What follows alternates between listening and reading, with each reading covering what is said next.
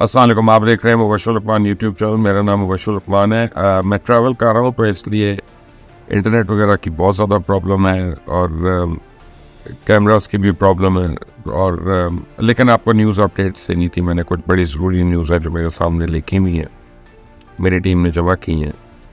मैं बताऊँ कि सबसे पहले आपको बताऊँ कि एक दिन में 1.5 लाख फ़लस्तीनी खान यूनिस से फ़रार होने पर मजबूर हो गए।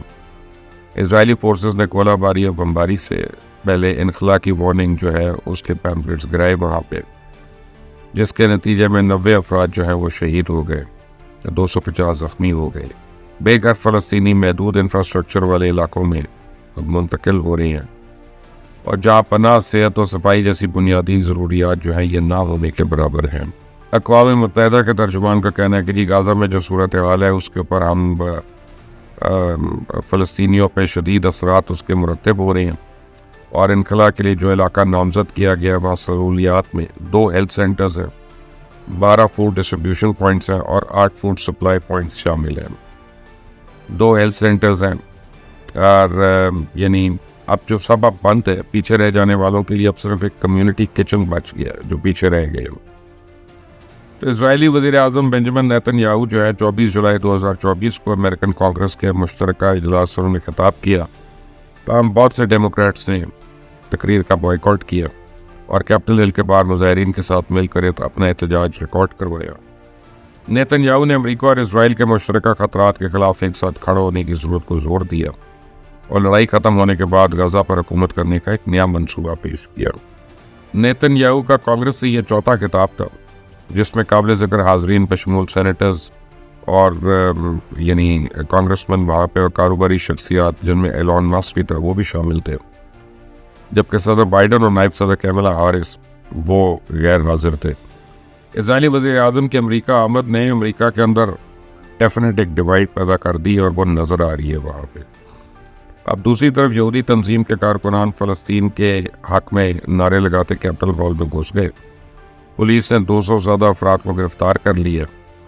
अब जूज़ वॉइस फॉर पीस जो है फ़लस्तीन के हामी यहूदी तंजीम है, जबकि मुजाहिरीन पर तनकीद करते हुए नेतन्याहू ने कहा कि इसराइल के खिलाफ एहतजाज करने वालों को शर्म आनी चाहिए। एहतजाज करके आप लोग बाज़ाब्ता तौर पे ईरान के लिए फ़ायदेमंद अहमक बन गए हैं। हम सबको इन लोगों की मुखालफत करनी चाहिए। और दूसरी तरफ साबिक़ अमेरिकन स्पीकर नैंसी पेलोसी ने इजरायली वज़ीर आज़म नेतन्याहू के खिताब को अमरीकी कांग्रेस की तारीख का बदतरीन खिताब भी करार दे दिया। पेंटागन ने दावा किया कि सऊदी अरेबिया अमरीका से $2 अरब का फौजी सामान खरीदेगा और सरकारी खबर रसाई इदारे के मुताबिक अमेरिकन दफ्तर ख़ारजा ने सऊदी अरेबिया के लिए फ़ौजी नौइयत के लॉजिस्टिक्स को बेहतर बनाने के मुआहदे की मंजूरी दे दी है और इस सामान की खरीदारी से सऊदी अरेबिया अपने लिए मौजूद और मुस्तकबिल के खतरात से निपटने की सलाहियत जो है उसको बेहतर बनाएगा, मजबूत बनाएगा। रूस की नेकनियती की शर्त में यूक्रेन ने अमन मुज़ाकरात के लिए रजामंदी का इजहार कर दिया। चाइना में चाइनीज़ वज़ीर ख़ारजा वांग यी से मुलाकात में यूक्रेनियन वज़ीर ख़ारजा जो है उन्होंने कहा है कि यूक्रेन मुज़ाकरात के लिए तैयार है, लेकिन इसके लिए शर्त है कि अगर रूस की नेक नियति से मुज़ाकरात के लिए रजामंद हो जाए। तर्जुमान का कहना था कि दोनों रहनुमाओं के दरमियान मुलाकात में देरपा ताल्लुकात और यूक्रेन को ग़िज़ाई अशिया की तरसील में इजाफे भी बात की गई और चाइना और ब्राज़ील की जानिब से मई में 6 नकाती इस मनसूबे का इजरा करते हुए बैनुल-अक़वामी अमन कॉन्फ्रेंस का भी ऐलान किया गया था जिसमें रशिया और यूक्रेन दोनों शरीक होंगे। एक और खबर में साबिक़ अमेरिकन प्रेसिडेंट डोनाल्ड ट्रंप ने एक बयान में कहा है कि कैमला हारिस को हराना जो है बड़ा आसान होगा और कैमला हारिस जो है उनके मुतल्लिक़ मुख्तलिफ कॉमेडियंस जो है वो शोज़ कर रहे हैं, वीडियोस कर रहे हैं, मीम्स कर रहे हैं। कईयों ने उनको कैकलिंग डक का नाम दिया है और कईयों ने उनका मजाक उड़ाया है कि लो IQ है, बल्कि उन्होंने यहाँ तक कहा कि उनका IQ जो है वो रूम टेम्परेचर से मुताबिकत रखता है, यानी काफ़ी उनकी आप समझे कि उनको रगड़ा मिल रहा है। डोनाल्ड ट्रंप का कहना है कि वो जो बाइडन के मुकाबले में इंतहाई आसान हरीफ है और कैमला हैरिस के साथ कम से कम एक मैं डिबेट ज़रूर करना चाहूँगा। अमेरिकन मीडिया ने ट्रंप के दावे पर मोहर लगाते हुए कहा कि सदारती दौड़ में रिपब्लिकन उम्मीदवार डोनाल्ड ट्रंप को बहुत ज़्यादा बरतरी हासिल है कैमला हैरिस पे। अब साबिक सदर डोनाल्ड ट्रंप के ایک پول کے مطابق جو چانسز ہیں جیتنے کے وہ 62% اور کیملا ہیرس کے 32% چانسز ہیں.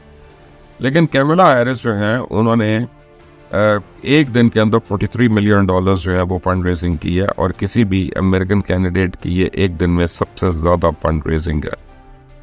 تو آپ دیکھتے ہیں کہ کیملا ہیرس اس کو اپنے لیے آگے 3 مہینے کے اندر تقریباً کنورٹ کر سکتی ہیں اپنے ووٹس میں یا نہیں, یہ تو آنے والا وقت بتائے گا. اسرائیلی صدر جو ہیں آئزک ہرزوگ, ان کو فرانس اپنے جہاز سے باہر نکلنے کی اجازت نہیں دی گئی. یہ ایک اولمپک گیمز کے افتتاحی تقریب میں شرکت کے لیے پیرس پہنچے تھے.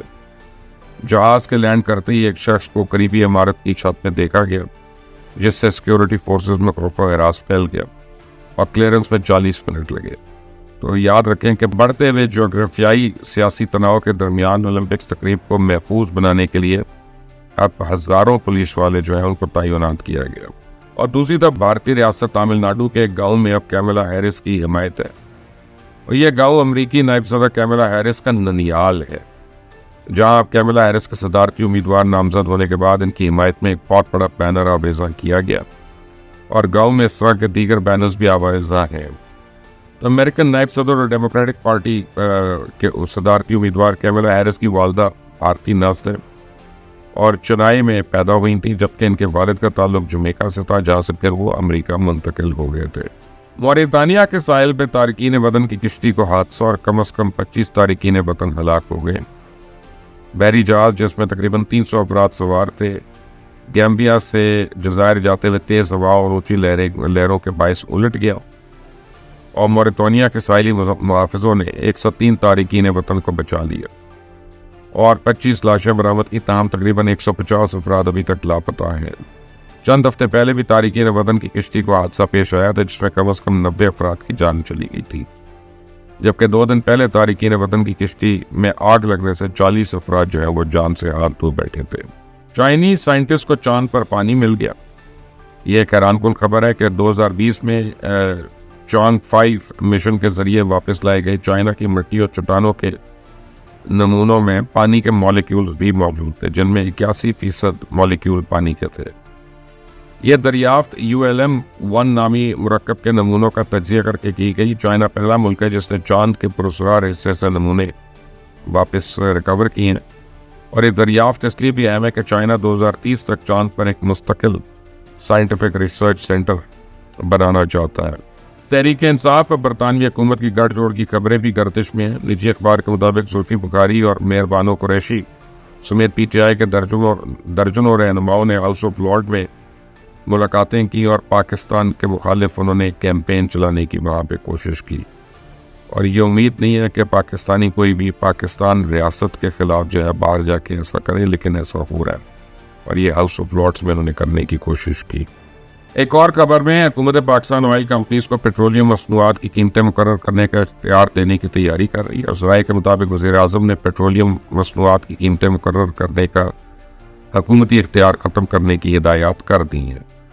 تو ان کے مطابق پیٹرولیم ڈیلرز نے آئل مارکیٹنگ کمپنیز کو قیمتیں مقرر کرنے کا اختیار دینے کی مخالفت کی تھی, اور کھلا اختیار ملنے پہ آئل مارکیٹنگ کمپنیز کی جانب سے ناجائز منافع خوری کا خدشے کا اظہار کیا تھا, لیکن وزیر اعظم نے ایک نہیں سنی ہے.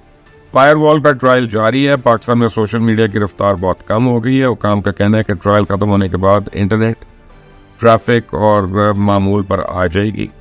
حکومت نے یہ فلٹرنگ سسٹم حاصل کیا ہے, اور اس کو نصب کرنے کے لیے ترقیاتی بجٹ میں 30 ارب روپے سے زیادہ رقم جو ہے وہ مختص کی ہے, اور فائر وال پہ کام رواں سال جنوری سے جاری ہے. اب یہ سسٹم انسٹال ہو چکا ہے اور اسے شروع کیا جا رہا ہے, اور متعلقہ حکام کو اس سسٹم کا کنٹرول دینے میں اب کچھ ہفتے مزید لگیں گے.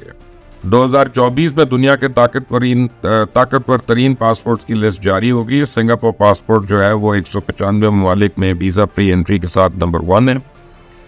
دوسرے نمبر پہ فرانس, جرمنی, اٹلی, جاپان اور اسپین کے شہری 192 ممالک کا بغیر ویزا دورہ کر سکتے ہیں. Australia, Finland, Ireland, Luxembourg, Netherlands, South Korea اور سویڈن 191 فری مقامات کے ساتھ تیسرے نمبر پہ, اور اس کے برعکس پاکستان 100ویں نمبر پر ہے, جس کے شہریوں کو صرف 30 ممالک تک ویزا رسائی ممکن ہے, اور یا ویزا فری رسائی آپ ممکن ہے.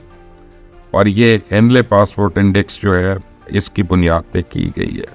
آج کی ابھی تک یہی امپورٹنٹ خبریں ہیں جو میں آپ سے شیئر کر رہا ہوں.